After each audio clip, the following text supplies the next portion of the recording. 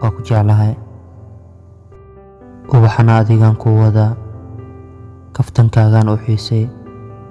Runtii markaan kaa maqanahay waxaan dareemaa cidlo iyo murugo, balse waxaa ii muuqato inaad tahay qof aan jeclahay. Fiiri, dunidan waxaa ku nool 7 bilyan oo qofood. Qof kastana wuxuu leeyahay lamaane, laakiin aniga waxaan ku arkaa nolosheeda inay farxad yeelanayso markaad ila joogtid. Farxad ma jirto adiga la'aanta, dhoola cadeen ma lahan.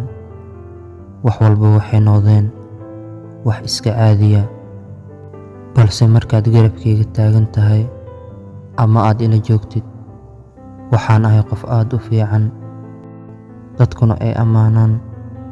Aad baad ugu mahadsan tahay sida nolosheeda aad farxadda ugu yeeshay.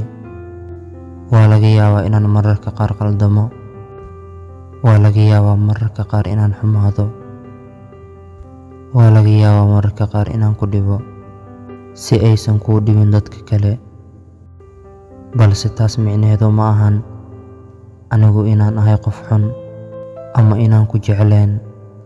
Dadka oo dhan way qaldamaan, dadka oo dhan waa ay sameeyaan ficilo xun, laakiin ficil walbo aan sameeyo waa jacayl iyo aamin.